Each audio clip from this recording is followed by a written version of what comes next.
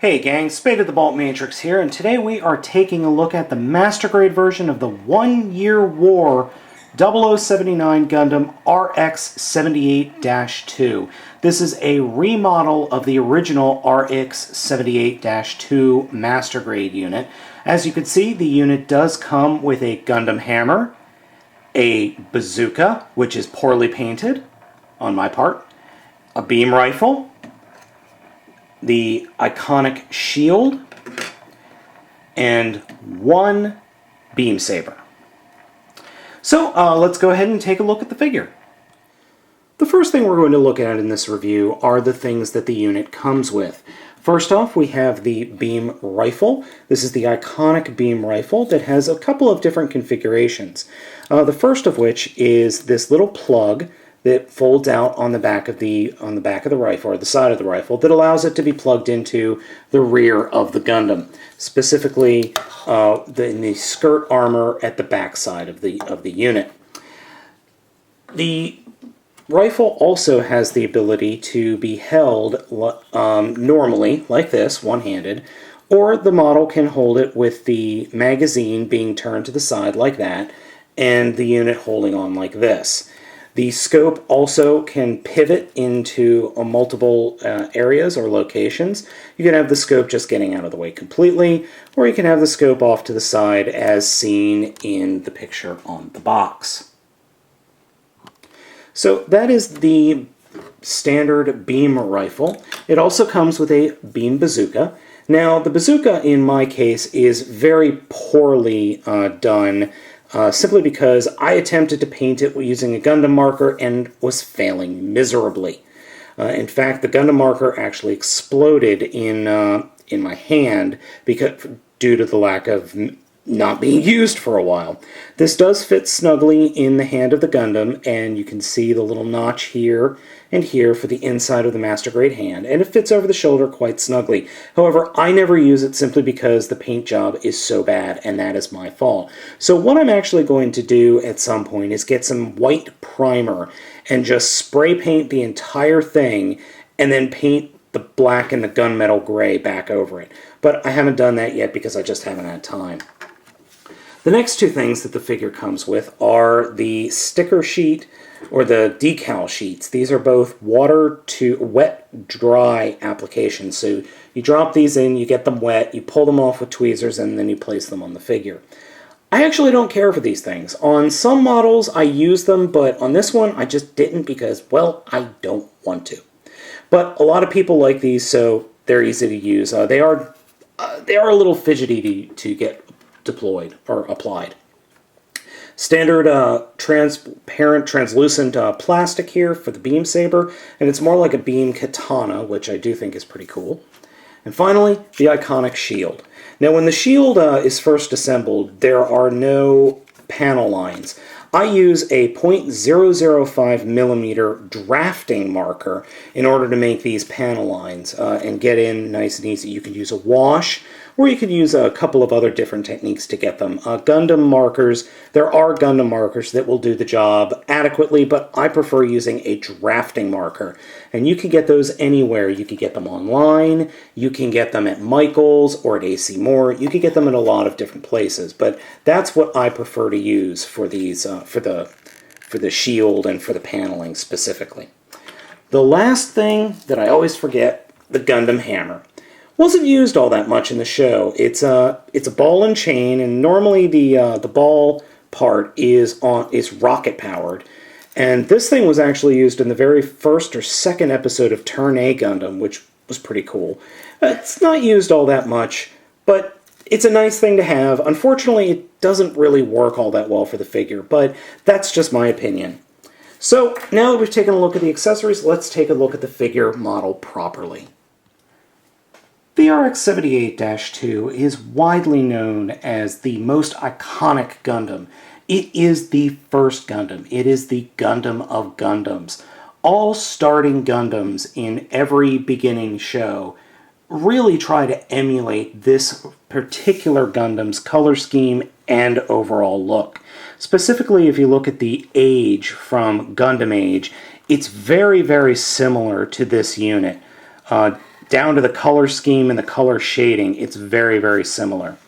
This unit itself is one of my all-time favorites, and this is one of my all-time favorite models of this unit. Thankfully, I actually was given this unit as a gift from a coworker. Her father runs a toy store in Japan, so sweet.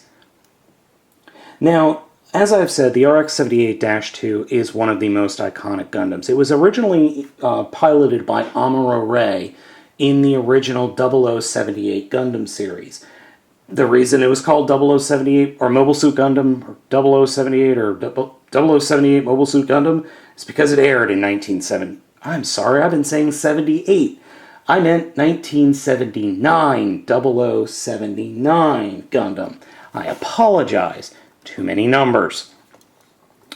Poseability of this kit is amazing. For a plastic model kit, this thing is incredibly poseable. As you can see, I do have the Telltale gun and shield attached. The guns, the gun and the bazooka and the beam sabers are a little bit finicky in the tab hole on all of the pieces, and the tab that goes in, that's in the palm of the hand, are a little bit touchy to get plugged in. The shield, however, is super simple to attach. These clamp bits clamp over specifically this part in the forearm, and the handle just rests inside the hand. Now you can put the shield in different positions. There are 3 different positions where you could place it, and you can also have it sit in the on the arm in a couple of different ways, with the handle completely closed, the handle at normal position, or the handle at all the way open. And every time you move it, it does pop out. That's probably the only thing I have a problem with this whole figure. The shield, as I said, iconic shield, which I have added panel lines. I have also added panel lines to the entire figure, again using the 0.005 millimeter drafting pen that I have. I think panel lining is important. Now I didn't put panel lines everywhere because there are some things that I don't think need it.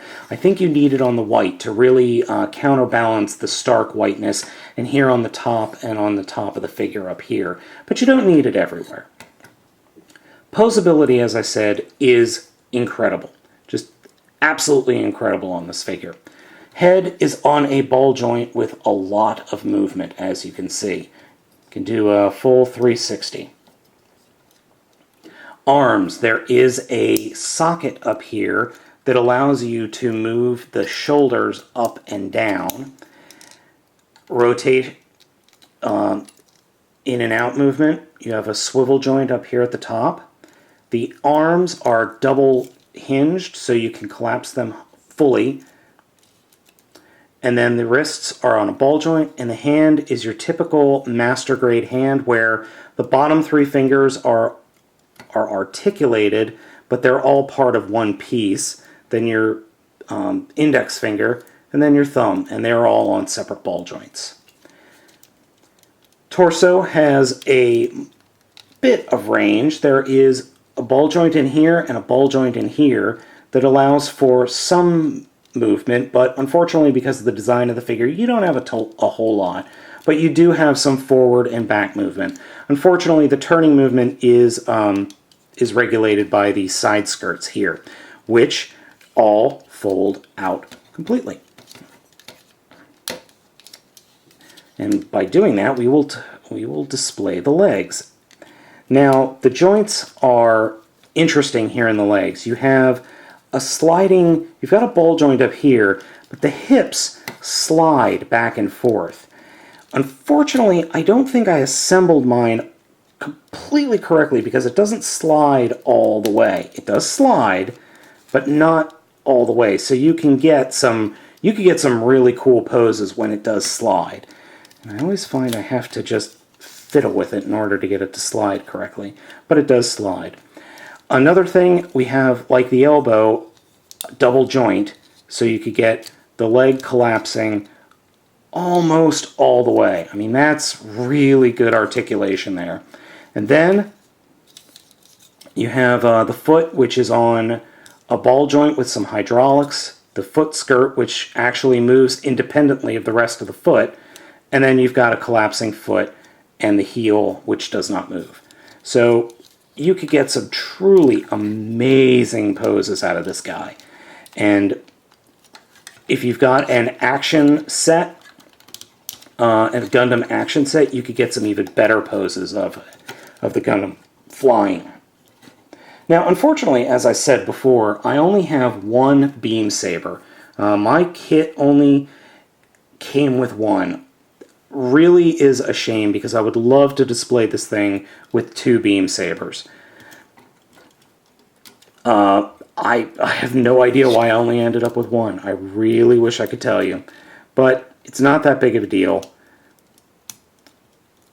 Just getting him to hold said beam saber is a little bit tricky, as I have said, because the slot and that little peg don't always come together when you want them to. There we go. There we go. So you could get some rather interesting poses going on. Now, I have tried to do the super iconic pose of him holding the beam saber with two hands, and it kind of works. It's not perfect, but it kind of works.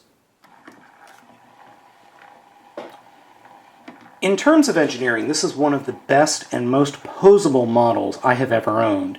As you can see, the range of flexibility in this plastic kit is amazing. Building time was about 10 hours, and I'm not going to lie, the amount of parts on this guy was quite astounding, and I've built a couple of master grades in my time. The box is nearly half as thick as the finished figure is tall, and it really does show that Bandai has really made leaps and bounds in their engineering process for these figures. The one-year war version of the RX-78-2 Gundam from 0079 is, in my humble opinion, the single best model of the RX-78-2. With the poseability, the ease of assembly, and just the amount of accessories you get with this kit, it is by far the best master grade version of this particular mecha. I implore you, if you are a fan of Gundam and you like Gunpla, to go out and find this kit. It's not going to be easy, however. This kit, I believe, was a slightly limited kit, and it's hard to find nowadays, but it is out there. It's out on eBay, and you can find it at some of these third-party shopping companies. I believe you should be able to find it there as well. Like I said, this is a fantastic kit, and if you are a fan of Gundam and you like Gunpla, you deserve to have this in your collection and on your shelf.